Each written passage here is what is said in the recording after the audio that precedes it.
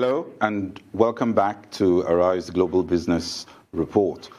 Last month, Nigeria's Minister of Finance, Budget and National Planning, Mrs. Zainab Ahmed, said the federal government will henceforth accompany its annual budget with finance bills. The 2020 appropriation bill, currently under review of the National Assembly, was presented on the 8th of October 2019 by President Muhammadu Buhari with a finance bill.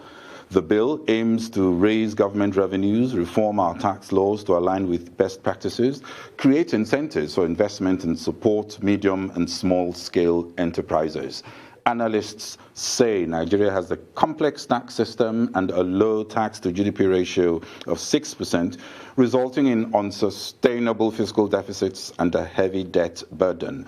The Minister of Finance, Mrs. Zainab, has also said that the federal government is targeting a tax-to-GDP ratio of 15% by 2023, implying additional revenues of over $45 billion in just 4 years. With us to discuss these issues on Global Business Report is Mr. Ajibola Olomola, a veteran tax expert with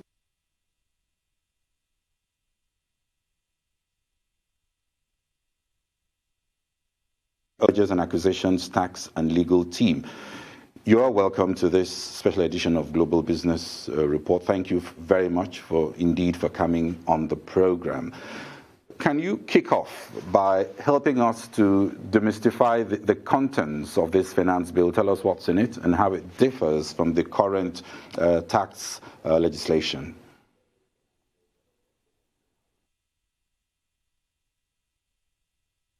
Thank you very much, Bode, for having me at Arise.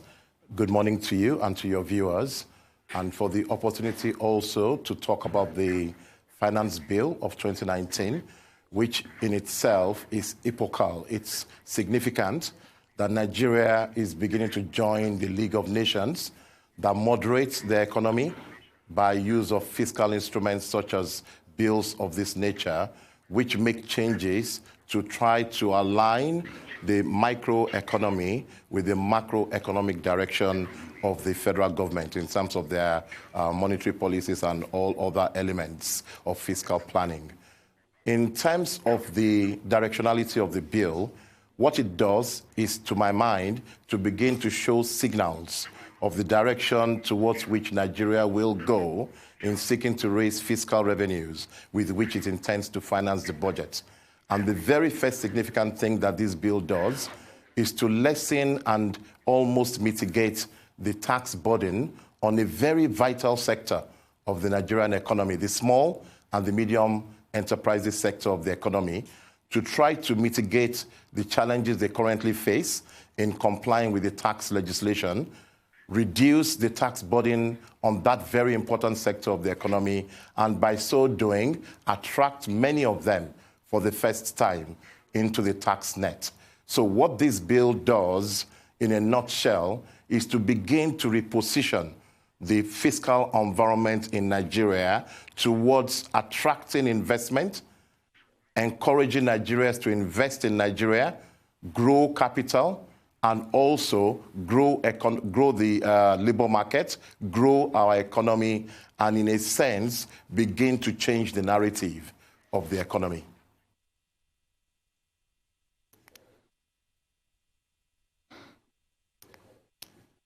Well, if you look at the bill, what are the specifics in terms of the features of the bill? What's in the bill exactly, particularly the changes when you compare what we have to what we used to have?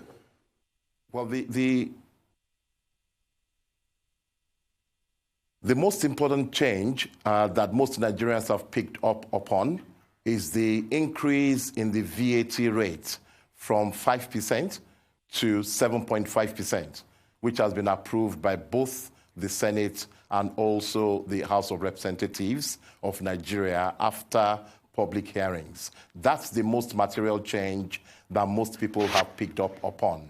However, in recognition of the fact that very large sections of the economy are vulnerable and sensitive to tax rate change, what the finance bill has then done is an attempt by the government to moderate the effect of the rate increase, shift it to the higher producing elements of the economy, and exempt small and medium-scale enterprises who are businesses with a turnover of 25 million and below from paying VAT, for example. In addition, the government has proposed to expand the list of items that are exempted from VAT to include most items that most Nigerians would utilize in terms of basic food items and the like. And a very extensive list of tax-exempt items has been provided by the tax bill, in a sense to ensure that the most vulnerable sections of Nigeria will not be negatively impacted by virtue of the VAT rate increase.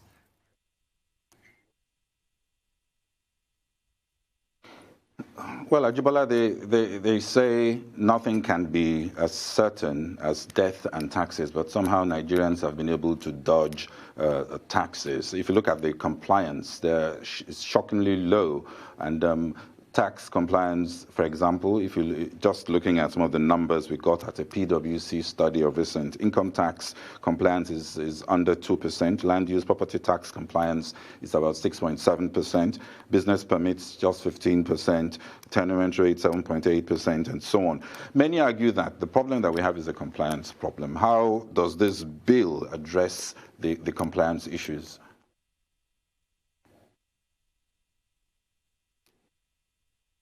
That's a very good question, Bode. And the way the bill has attempted to help to motivate an increase in our tax to GDP ratio, and also the compliance problem that the Federal Inland Revenue Service has commented upon in times past, is to lower the tax burden on companies and therefore incentivize them to come into the tax net, if you like. I'll give you an illustration. If a business or a small business is currently staged as a partnership, the tax they will pay is not affected. It's still an effective 20% of their profits that they will pay tax on under the Personal Income Tax Act. But the bill is proposing a change to the Companies Income Tax Act, such that if that same business were registered as a company, they would face zero taxation up to revenues of 25 million and below, and above 25 million up to 100 million, a reduced tax rate below 30%. That then is a clear motivation for businesses that are currently not registered as companies to come into the formal net, register with the Companies and Allied Matters, under the Companies and Allied Matters Act with the Corporate Affairs Commission, in order to seek the protection that the finance bill provides, which means that more businesses will come in from the cold, which means that more companies come into the tax net. And once they are then in the tax net, the ability of the tax authority to monitor compliance then becomes a little bit more enhanced. And so, if you also take the narrative that by effectively investing capital in the business of companies that are small, those companies will expand. They will use their monies to reinvest in their businesses. Small companies currently produce 74% of labor in Nigeria, which means they can employ more people, they can grow their business, they can expand, and invariably, eventually, grow their business above the minimum tax exempt rate of 25 million or even 100 million for the 20% tax reduction. And then what you then find is that they become corporate tax citizens. It's a theory. It's a big ambition of the government.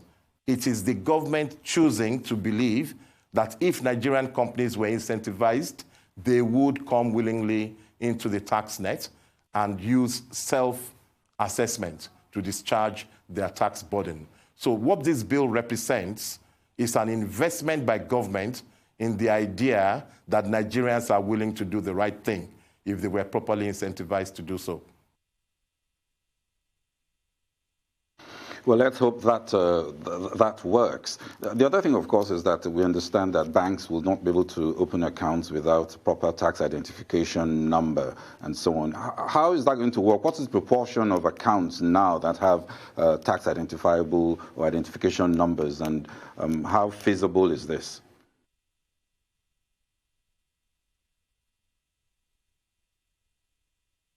Right, and that's another very good question, Bode. Already, the bank opening forms that are typically motivated to businessmen that seek to open accounts in Nigeria require them to provide information as to their corporate status, the identity of their directors, the bank account numbers and BVN numbers of their directors, the tax identification numbers. What the bill has done is merely to formalize what is already included by banks under the auspices of the central bank Know Your Customer directives, to make it formal and codify in the tax law that, that banks should not open accounts for businesses that do not have tax identification numbers.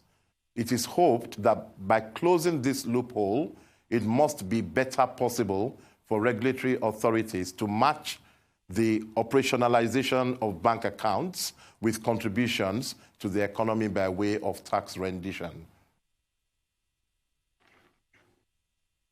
Okay, let's look at some of the other opportunities. Where do you see the incentives? We hear of incentives. Where are the incentives, and where are the challenges likely to be with this bill?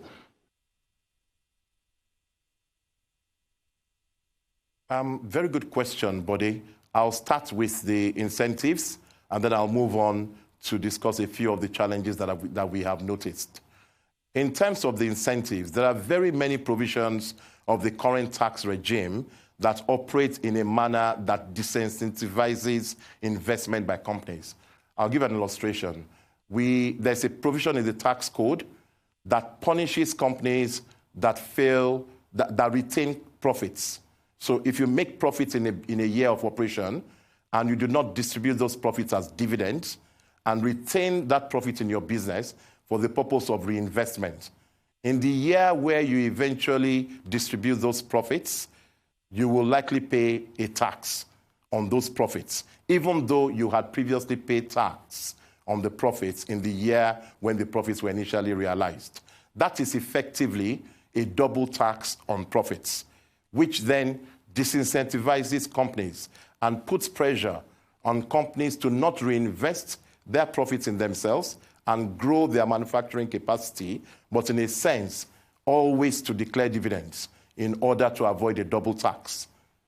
Section 19 is now being modified to exempt from its application businesses that are at risk of suffering a double tax.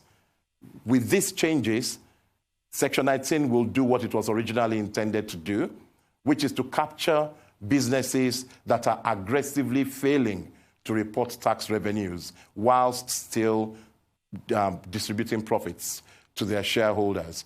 That's a significant incentive. And so many companies in manufacturing, many companies in telecommunications are now able to choose to retain profits that have been made in any year, in the good years of their business, to expand their capital base, increase their labor and productivity, and in the hope of generating larger profits in future. This is a very good incentive that has been introduced by the finance bill. A few other incentives abound, but I'd like to move on to a few of the challenges that we have also noticed. Of course, the loudest noise has come from the changes that have been made to the tax regime for petroleum companies in Nigeria. And in fact, for petroleum companies, it's been one change after the other. Like you know, only a few weeks ago, the president also signed modifications to the Deep Offshore Act, which regulates production sharing contracts in Nigeria by amending the royalty rates and requiring some of those companies to pay royalty, even on acreages where previously they would have had zero royalty to pay. Well, a few weeks later, we now have a change in the finance bill that proposes to remove the ring fencing that previously was available to profits that have been taxed under the Petroleum Profits Tax Act, and require that those profits, when distributed to shareholders, should suffer an additional tax of 10% withholding, or 7.5% depending on the country or where the recipient of the dividend is incorporated or resident. So that's an additional tax that previously did not exist for businesses in the oil industry. And that's a matter that will be a challenge when such businesses begin to consider where to invest their capital and to compare the return they will obtain were they to invest in Nigeria with returns that may be obtainable were they to invest elsewhere. And so ultimately, it falls into what will be considered by such companies in their investment analysis to determine whether investing in Nigeria will continue to make sense in the long term.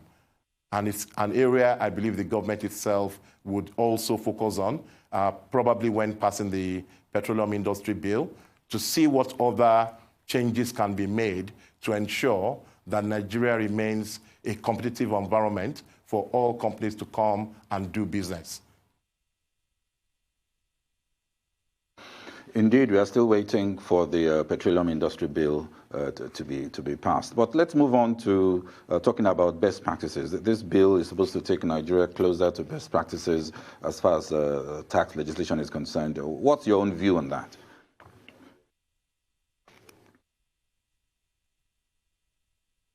Again, Bode, you've asked a very astute question and made a very insightful observation in terms of global best practice. So for several years now, the OECD, as well as the United Nations, has undertaken research into multinationals' practice in the area of erosion of the profit base through the base erosion and profit shifting framework that has been enunciated by both institutions. And so recommendations have been made to countries to try to align their fiscal framework with the reality of doing business in a modern world, where the world is now a global village. You don't have to be physically in a country to do business in that country. Now, hitherto, our tax laws have been framed on the assumption that companies or businesses that are physically located in Nigeria should contribute tax in Nigeria.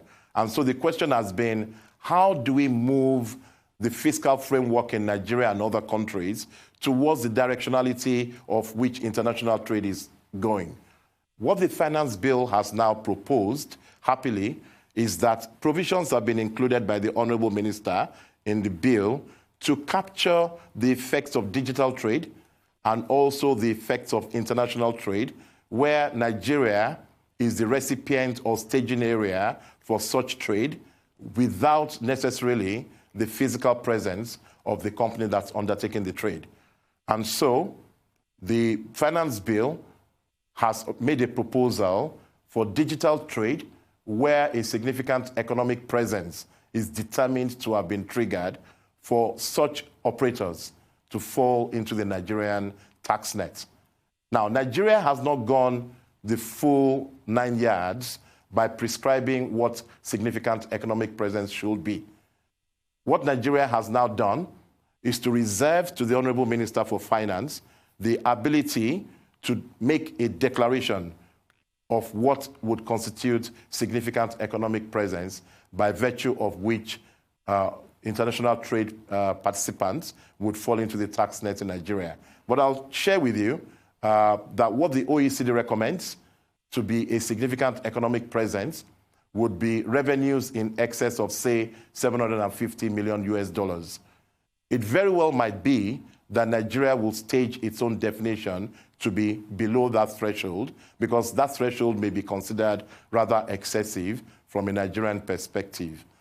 For those of us who follow international affairs, we saw what happened when France tried to align with this best practice in the last few months by imposing a tax on digital trade, and they defined significant economic presence to be 500 million euros.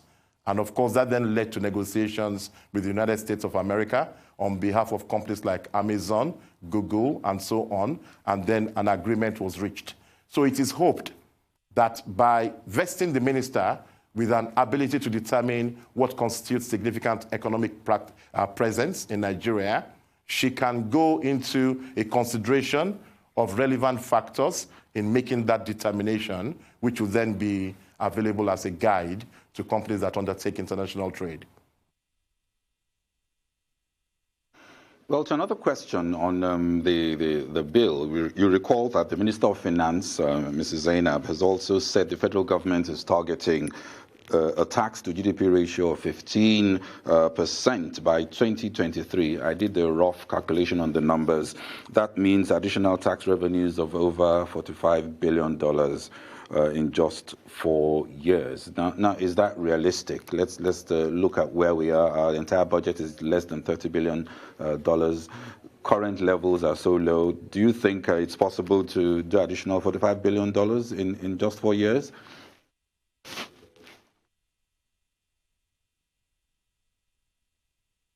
It's an intriguing question, really, as to whether we can achieve it.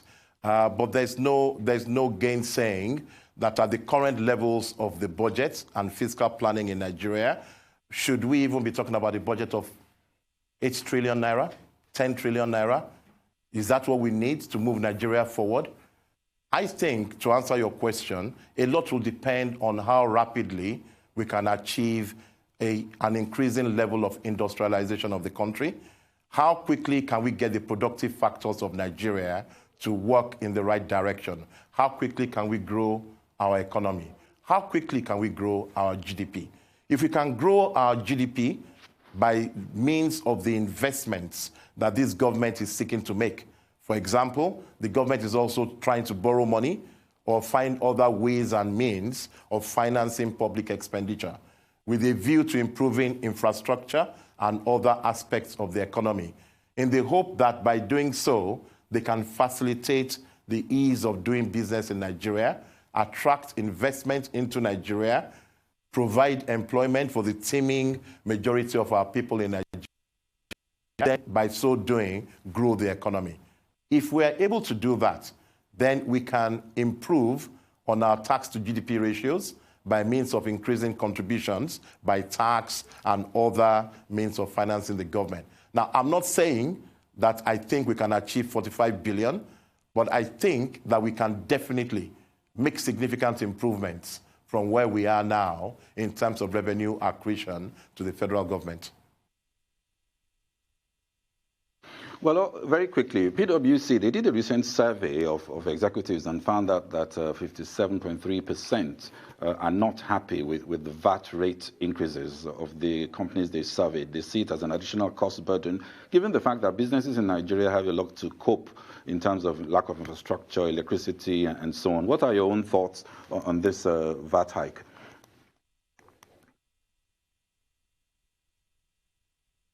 Very good question. And of course, for most businesses, we want to see stability in terms of our costs and our costs of operation.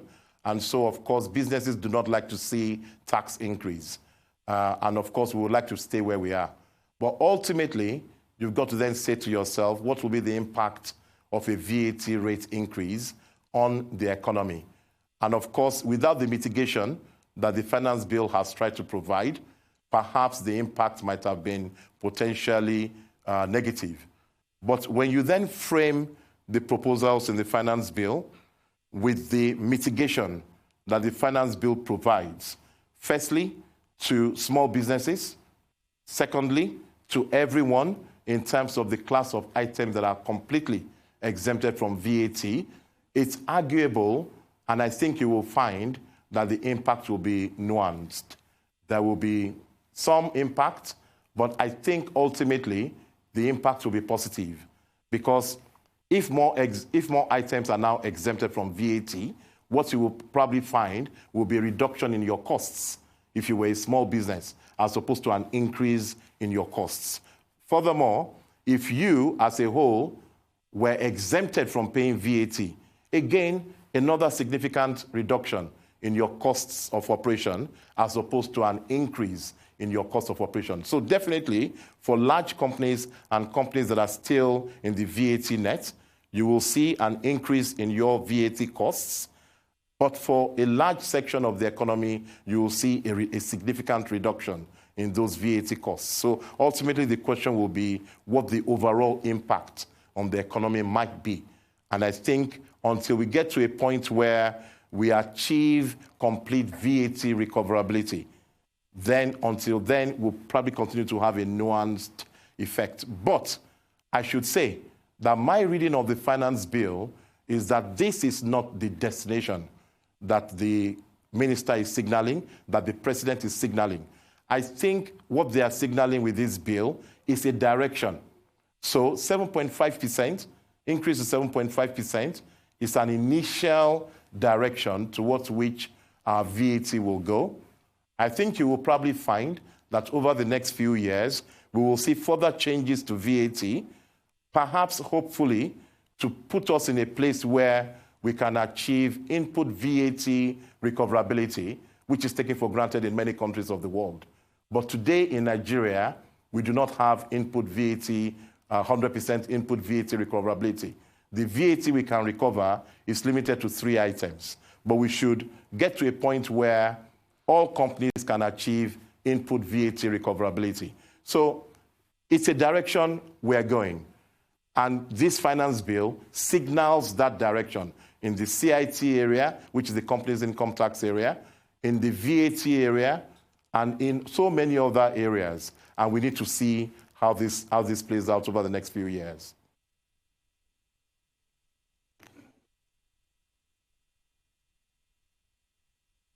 Okay, thank you very much. That's all we can take. But we'll have wanted to ask about execution because, as you and I know, it's one thing to have a bill. It's another thing to be able to execute it properly, put in place the right technology, infrastructure, and everything you need to make sure that it works well. Thank you very much. That was Mr. Ajibola Olomola, partner and head of the tax practice of KPMG in Nigeria, discussing the issues related to the Nigeria Finance Bill.